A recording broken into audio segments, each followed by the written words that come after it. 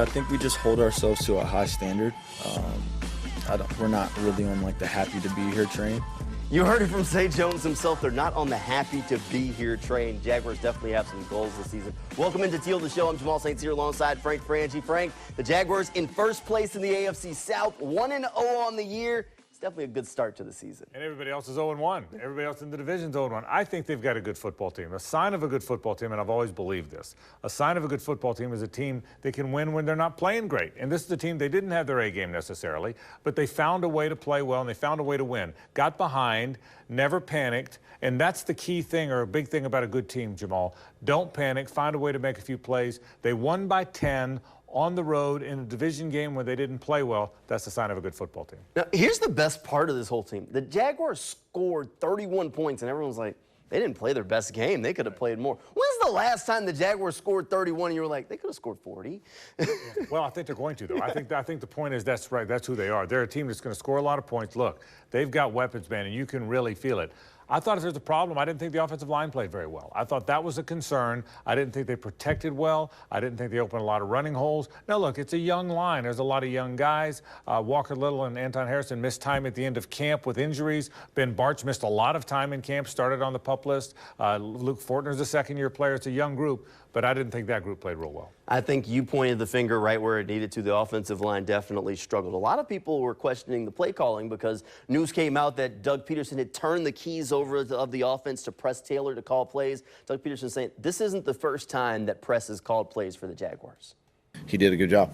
He did a great job for us. And, you know, he scored 31 points and come away with a victory in your first one. And listen, this is not his first time to call plays. Don't misunderstand. He did this last year, right? And so, you know, he's had a lot of experience doing this. Now, keep in mind, with Press having called plays last year, we kept talking about the Jaguars' big comebacks. That means Press Taylor was calling plays in some of the biggest moments of last season. So he's been there, done that, and Doug Peterson trusts him. Press Taylor's a future head coach in the NFL. And from the get-go, Jamal, he was the offensive coordinator, which means he's building the game plan. He's working with Trevor. He's working with Doug to build the map. And that's what they do. And then, as Doug told you today, he certainly calls some plays in the second half. I think that's overrated a little bit. Like I said, what happened was they didn't play well on offense. You just learned that same day that there's a new play caller, so everybody puts those two together. I think the play calling was fine. And by the way, I think the offensive line is going to be fine. It's just got some young guys. 3 games from now, Cam Robinson comes back. Walker Little's going to be a good player. Anton Harrison's going to be a great player. But, man, they're young guys. Luke Fortner's a young guy, so I think they're going to be okay. But it was more the lack of hole, in my opinion, the lack of holes and the lack of protection more than it was a problem with the play calling. I thought the play calling was fine. All right, let's flip the script to the Jaguars' defense. They came up big in some big moments, crucial 4th down stops. But let's talk about the pass rush, Frank. A lot of people were worried. We've talked about it in depth here on Teal the Show early in the season of what's the pass rush going to be, who's going to get there. And then Josh Allen goes out, has a hat trick. Trayvon Walker has a sack himself. Early receipts say the pass rush is fine. Yeah, no question. Now, it's a different kind of pass rush you're going to have as the season goes on. Anthony Richardson's a guy that's going to leave the pocket early, which he did a lot. They're going to build some nakeds. They're going to build some rollout stuff for him. And so you have to chase him a little bit. And what they had to do, they wound up chasing Anthony a little bit. But I thought the defense played tough, Jamal. I thought they were physical. I thought they were physical in the secondary. I thought they were physical at the line of scrimmage. I thought the linebackers were physical. And, yeah, Josh Allen, everybody's questioning Josh Allen in this contract year. Well, he starts the season with 3 tackles and 3 sacks and 4 tackles for loss. I thought he was absolutely terrific. I thought that defense won the game for them. That defense was as good as I've seen in a long time. Let me tell you this. If the defense is going to be that good, you know what the offense is going to do. If the defense is going to play like that, it's going to be a big year. It could be a very big season. We've talked about it at depth. If Trayvon and Josh Allen can get those sack numbers up, the Jaguars are definitely in a good position moving forward. You kind of talked about Anthony Richardson being a different kind of passer and the pass rush that they needed to get to him. They're going to have another kind of creative guy behind there taking snaps next week as they get ready for the Chiefs. Doug Peterson says that he's struggled against Andy Reid, so this week would be a nice win for him. I think I'm 0-3 against Coach Reid in my career, so, you know, we got to try to work on that. Keep in mind, Doug Peterson is the disciple of Andy Reid. Came up through that system, was an offensive coordinator there in Kansas City with Coach Reid. So this is a big game for him. He's never beat his former mentor. And this is the pinnacle now. Forget what happened last week against the Lions when the Chiefs lost the game. This is the pinnacle. This is Brady and the Patriots you're playing right now. If you win this one, then you've beaten the king. So don't kid yourself. And those Chiefs are going to be ready to play. I'm guessing they're going to have Chris Jones back. I don't know that. That's a guess. We'll see about Kelsey. They should be at full strength, or could be at full strength. But this is the big game. But I will tell you this, I think the Jags are built for this. They're going to be at home. I think that place is going to be rocking. This will be one of the most fun regular season games we've had, if not ever, in a long, long time. I think people can't wait for the Chiefs to come to town to play the 1-0 Jaguars. Oh, this is the game people have had circled on the calendar. When Teal the Show returns, we're going to start talking more about that game and get you ready for what is sure to be a rowdy bunch at Everbank Stadium. That's straight ahead at Teal the Show. Welcome back here into Teal the Show. We're now counting down the days until the game that I think a lot of people were looking forward to. When we talked about the season, Frank, we looked at the Colts game and said the Jaguars definitely should win that game. You knew they were going to out-talent the Colts, plain and simple. This second game, a little bit more of a conversation piece, definitely a bigger challenge, one that you hope could definitely set the table for something you see later on in the season. You probably can't play badly and win this game. No. You could play badly last week, and I think they weren't at their best. They were okay. They weren't at their best, and found a way to win because they were resilient. They overcame adversity, and again, that's the sign of a good team. But you need your A game this week. And certainly, let's go back to that pass rush thing. The most important thing against the Chiefs is to not let Patrick Mahomes go crazy. That means he can't have forever in the pocket. That means he can't escape the pocket and make those off-schedule plays. Here's how he's different than Anthony Richardson. He can do all those things, too. He's also athletic and a good runner and can throw on the run, but he also can beat you from the pocket. This is a combination of Brady and Anthony Richardson. He can do a little bit of both, and that's a hard guy to defend. So a real challenge for that Jaguars defense this week. That is a scary combination. Patrick Mahomes is the best quarterback in the NFL for a good reason, and we've seen what he can do to this Jaguars defense twice last season and now for the getting ready for the first time this year. Jaguars have played them a few times. The difference this go-around, Jaguars are going to do it here in Jacksonville.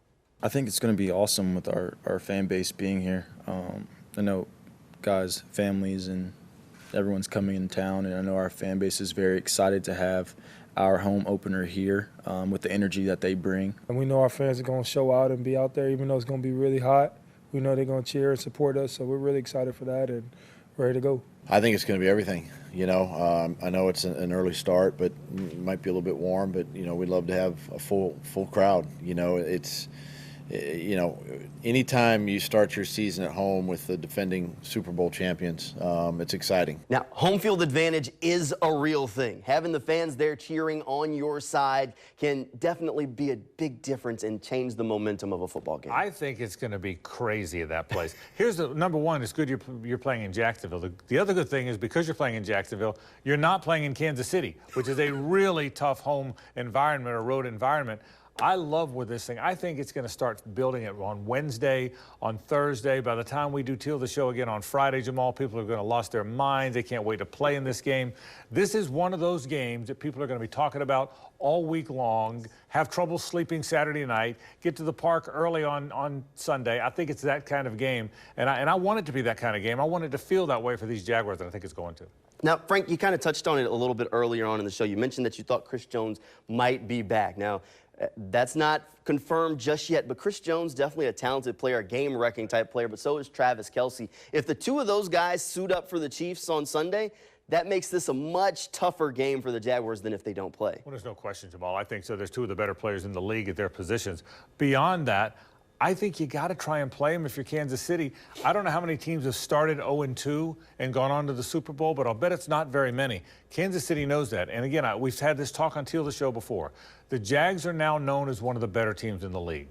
They know when you play the Jags, you better have your A game. I think if the Chiefs were playing the Texans, they may not rush to get Kelsey back. Now, Jones is a different situation because it's a contract squabble, but I don't know if they'd rush. But you're playing the Jaguars on the road and you don't want to start 0-2, I think they'll do everything they can to get both those guys on the field in Jacksonville this week. The last time the Chiefs started 0-2, Doug Peterson was their offensive coordinator. So if the Jaguars can win, Doug Peterson will have a hand in the last two times the Chiefs started 0-2, which would definitely be a big help for the Jaguars as they start to look at the AFC. Because you have to think, we've talked about it here week in and week out. The AFC South, definitely not the most competitive division in football this year. The Jaguars should win their division. which means you have to start having the conversation of the conference, right? That's right, and home field. But you know what? Don't get ahead of yourself. It's true. Win today, and then next week, win next week. I think that's what you have to do. But that's what the great teams do. They find a way to win today. Again, this week's all about the Kansas City Chiefs. It's not about the division.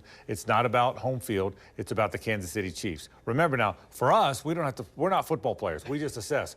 We know that after this game come the Texans and the Falcons, two teams that I think the Jags are going to beat. So if you win this game, I think you're 4-0. But that's not how they think. They need to think about one thing and one thing only, and that's the Kansas City Chiefs. What a day it's going to be in Jacksonville. All right, let's circle back to the Jaguars as we kind of wrap things up here. One injury that walked out of Indianapolis, Brandon Sheriff, dealing with an ankle. Doug Peterson gave a little bit of an update, said it looks just like a sprain. If Brandon Sheriff can't go, you already mentioned that the offensive line didn't necessarily look its best against the Colts. That's a big blow, not just from his playing, but the leadership that he brings to that group. No question. And the reason for that is it's a young group. Think about this now. Walker Little that was his 4th career start in the regular season. Anton Harrison, it was his 1st career start in the season. Luke Fortner is a second-year player. It's only his 2nd year in the league. Ben Bartch is a young player and missed most of camp. So the one veteran guy who's been around was Brandon Sheriff. Now, Tyler Shatley went in and played for him, and Tyler's also a veteran guy, but he's been out for a long time. So it's really, they haven't been a very injured team. They've been healthy, but a lot of those injuries and a lot of that stuff, if you count the suspension, is all happened in one spot. That's why the offensive line has to be ready to play. Phil Rauscher, by the way, is a really good coach, one of the best offensive line coaches in the league. He's got to have his guys ready. Yeah, he'll have them ready to go. Coach Rauscher, definitely a good kind of coach, one that you're happy is on that Jaguars staff. All right, Frank, let's wrap things up with one thing. Give me your MVP from week 1 for the Jaguars. You saw the throw, you saw a catch from Zay. Calvin really played phenomenal, but if you can only pick one guy that you hand that MVP trophy, your game ball, who is it? Easiest question you could ask me. Forget all those other guys. Jamal Agnew's my guy. Jamal Agnew changed the game. I think they were on their way to possibly losing the game when he picked up that punt. I thought, oh my goodness, what is he going to do? Reversed his field, went 47 yards. The game changed from the moment Jamal Agnew returned that punt. I think it's the most important play in the game. I think he's the most important guy in the game. I'm not sure they win the football game. And can you imagine if they lost that game with everybody expecting them to win that game? In the NFL, you lose them, you're not supposed to, but nobody wants to hear that in week 1. Jamal Agnew gets my game ball, and it's not even close for me. I don't want to even think about the conversations we'd be having right now if they had lost that game. That Agnew punt return was phenomenal. It's one of those where you're going, no, no, no, no, until you're like, yes, yes. So definitely a great moment in that game. Frank, thanks for being here. Thank you at home for tuning in. We'll have another Teal the Show coming your way on Friday night as we really start to gear up and get you ready for what's sure to be a rocking Everbank Stadium on Sunday against the Chiefs. Hey, thanks for hanging out with us, and we'll see you next time.